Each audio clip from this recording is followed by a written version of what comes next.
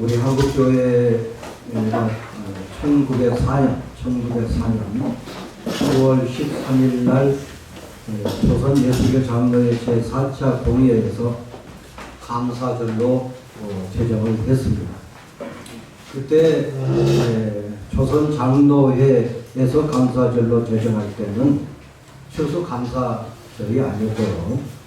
하나님의 구원의 은혜와 왕성한 교회가 발전한 것에 대한 감사 예배로 드리기로 결정을 했죠. 그것이 선교사들의 영향에 의해서 추수감사절로 바뀌게 됐습니다. 미국의 추수감사절은 청교도들에 의해서 시작이 됐습니다.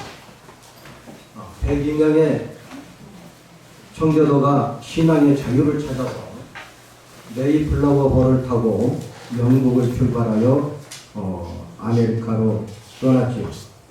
60여일간 험난한 항해 끝에 1620년 11월 21일 현재 매사추세츠 주 플리머스 인근 해안에 상륙했습니다. 신대륙에 도착을 했지만 그들을 기다리고 있었던 것은 추위와 굶주림 그리고 각종 질병이었습니다.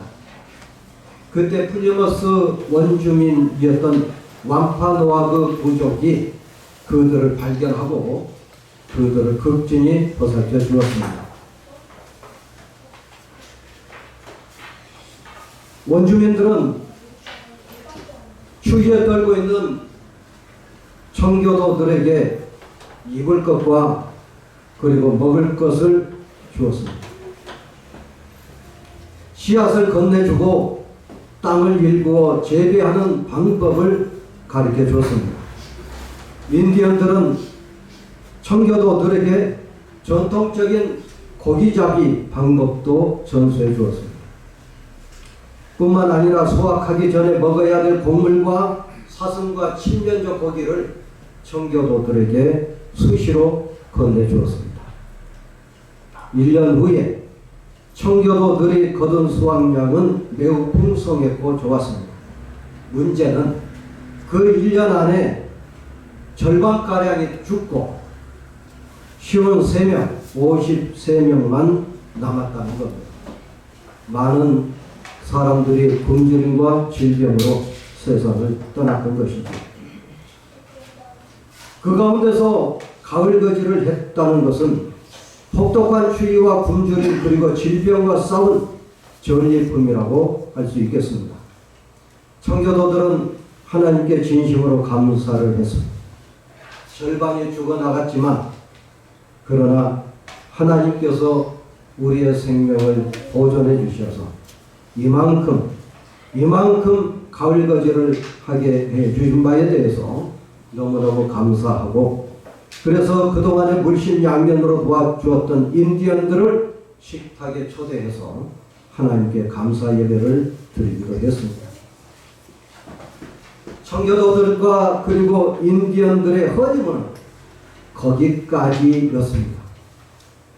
인디언들은 청교도들이 유럽에서 가져온 각종 전염병에 노출되었고 그들은 신체적으로 전염병에 대한 면역체계가 형성되지 않았던 거로 바로 인디언들이 전염병에 감염되어 죽어나가기 시작했습니다. 청교도들이 도착한 2년 뒤에 청교도들을 도와주었던 완파노아그 부족의 사람들이 많은 사람들이 전염병에 감염되어 죽었습니다. 청교도 지도자였던 조 마서는 불행하게도 이것을 하나님의 뜻이라고 판단했습니다. 인디언들이 하나님을 믿지 않았기 때문에 심판을 받은 거라고 설교를 하면서 저들이 죽어나간 것은 너무나 마땅한 일이고 따라서 우리는 하나님께 감사하자고 그렇게 설교를 했습니다. 인디언들을 향한 백인들의 시각이 심각하게 왜곡되어 있었던 거죠. 인디언들은 이해할 수가 없었습니다. 자신들이 극진히 환대하고 도와주었던 백인들에 의해서 적대적인 존재가 되었다라고 하는 것이 감당할 수가 없었습니다. 더구나 백인들에게 호의적이었던 마사소사이트 추장이 죽고 둘째 아들인 메타콤이 추장이 되었습니다. 두 인종은 충돌할 수밖에 없었습니다. 그때는 백인들에게 충분한 무기가 들어온 뒤였기 때문에 백인들에 의해서 인디언들은 하나 둘 죽어나가기 시작했습니다. 1675년 이른바 필립 전쟁이라고 불리는 전쟁이 일어났습니다. 필립은 인디안 추장이었던 메타콤의 영문 이름이 바로 필립이었습니다. 전쟁의 결과는 참혹했습니다. 압도적인 화력으로 무장한 백인들에 의해서 완파노아그 부족들은 거의 몰살당하기 시작했습니다. 사람은 남은 자는 백인들의 노예로 팔려가고 소수의 사람들만 카나다로 피신하여 모피 교역에 종사하게 되었던 것입니다. 추장 메타콤의 머리는 백인들에 의해서 장대에 꽂아 무려 25년 동안이나 플리머스 바닷가에 전시해 두었습니다. 탐욕의 눈이 먼 백인들이 아메리카 대륙 곳곳에서 원주민들을 무차별적으로 학살을 했습니다. 인디언들에게 돌이킬 수 없는 범죄, 청교도들이 됐던 것이죠. 우리는 11월 셋째 주일인 오늘 미국 청교도의 추수감사절 전통에 따라서 추수감사 예배를 드립니다. 우리가 농사를 짓지 않더라도 농산물은 우리가 일생 동안 먹어야 되는 식량, 오곡백과를 주신 하나님께 감사드리기 위해서 모였습니다. 우리가 하나님께 어떻게 감사를 해야 될까요? 주일날 예배에 참석만 하면 되겠습니까? 하나님께서 우리의 예배를 받아주시면 좋겠지만 만일에 받아주지 않으신다면 어떻게 되겠습니까? 하나님께서 가인의 제사는 거절하셨고 아벨의 제사를 받으셨다는 점을 우리가 주목해야 합니다. 가인이 곡물로 드린 제사여서 거절하신 걸까요? 아닙니다. 구약 시대 때는 이스라엘 백성들이 곡물로 제사를 드렸을 뿐만 아니라 3대 절기 가운데 맥주절과 수장절에는 모든 농산물을 가지고 나와서 하나님 앞에 드리며 제사를 드렸습니다. 가인의 제사를 거절하신 이유를 우리가 확인할 수는 없지만 우리는 오늘 본문 성경을 통해서 어떤 식으로 아벨의 제사를 드려야 될 것인가를 익히 알 수 있습니다. 오늘 본문 15절 말씀을 보면 그리스도의 평강이 너희 마음을 주장하게 하라. 그리스도의 평강이 우리 마음을 주장해야 합니다. 그리스도의 평강이 주장하지 않는 예배는 우리 하나님께서 거절하시는 예배입니다. 여기서 평강이라고 하는 말은 헬라어로 에이레네. 에이레네는 외적으로 전쟁이 없는 평화를 가리키고 내적으로 불안이 없는 평강을 의미합니다. 내적으로 평강이 없다고 한다면 우리가 사는 곳은 지옥으로 바뀔 수밖에 없습니다. 가정은 다툼과 그리고 싸움으로 얼룩질 것이고 우리 사회는 미움과 증오 그리고 전쟁만 도사리게 될 것입니다.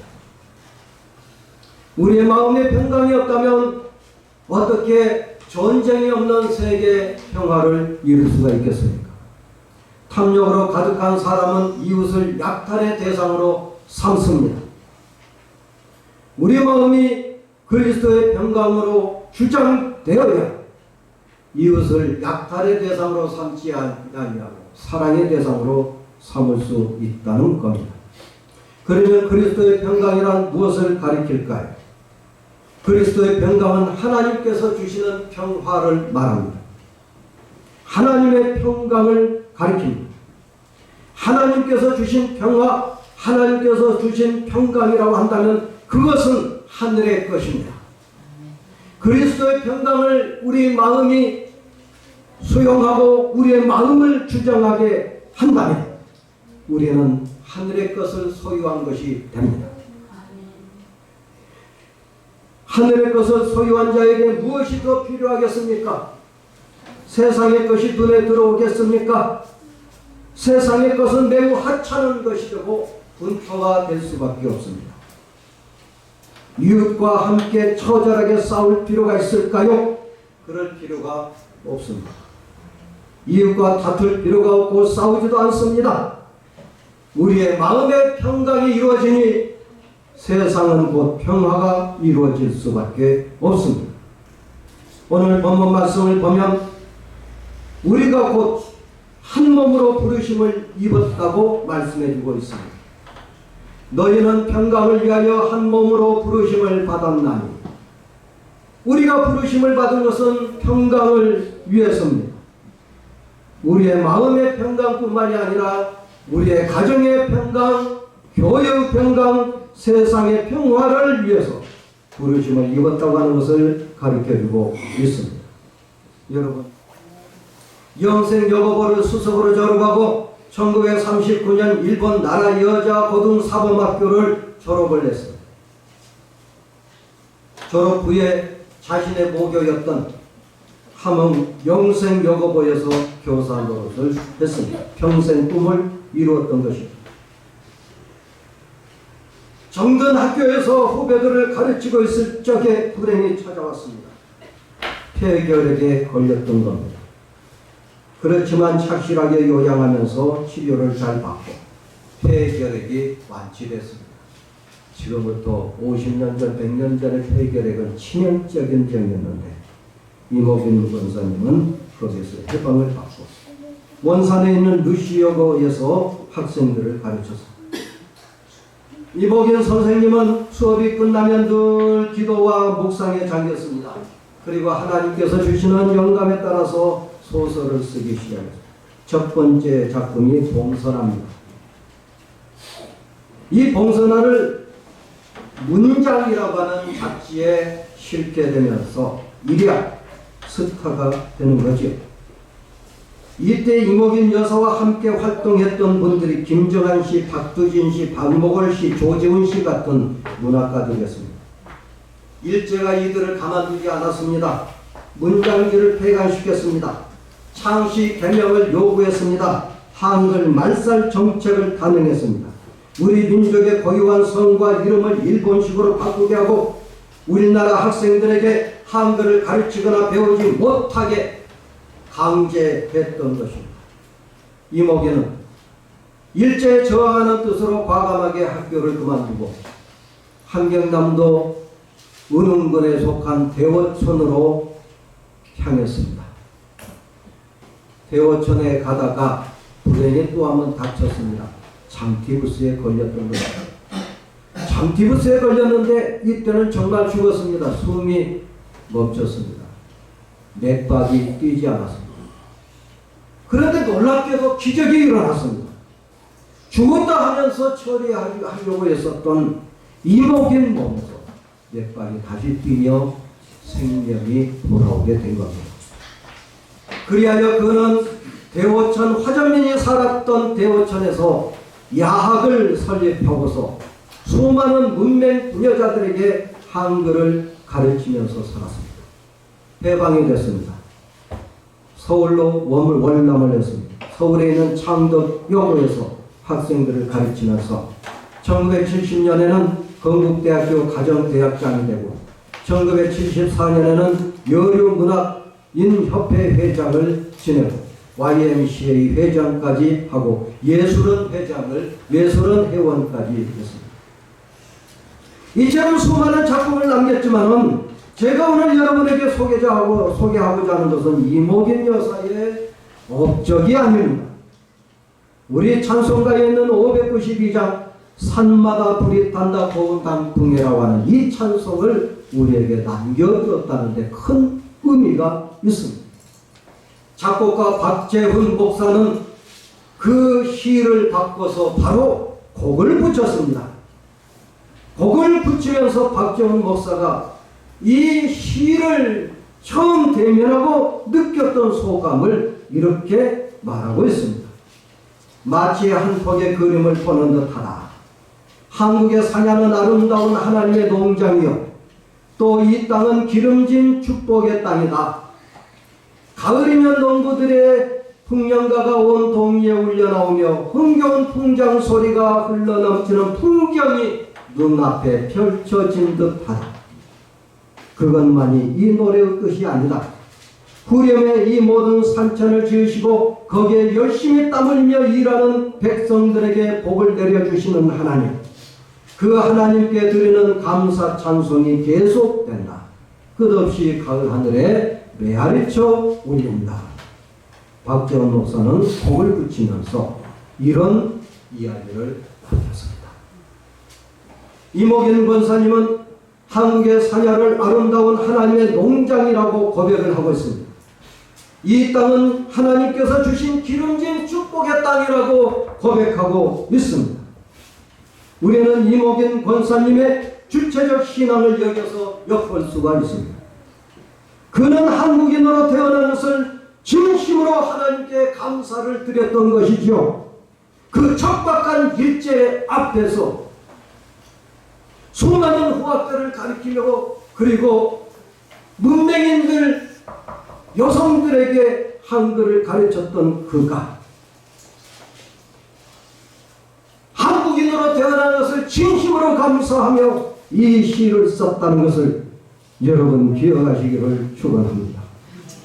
아름다운 찬송을 우리에게 남겨준 이목인 권사님, 1975년에 뇌졸중으로 쓰러집니다. 그런데 또 한 번 놀랍게도 하나님께서 생명을 연장시켜 주셔서 20년이 지난 1995년 84살, 84살로 주님의 품에 안겼습니다. 말씀을 정리하고 마칠까 합니다. 어떤 사람들은 11월 추수감사주일이 우리의 농사절기와 맞지 않고 첫 번째 감사절 이후에 백인들이 인디언들을 무차별적으로 학살을 했을 뿐만이 아니라 이 추수감사절은 미국의 국경일이기 때문에 우리가 따를 필요가 없다고 그렇게 말하는 불편한 진실이 있다는 것이죠. 그러나 저는 100년 동안 한국교회가 지켜온 이 전통을 무시해서는 안 된다고 믿습니다. 만일의 날짜를 바꾼다면 또 다른 혼란이 올 것이고 또 다른 시기거리가 나올 수밖에 없습니다. 불편한 진실은 교회 절기마다 다 있습니다.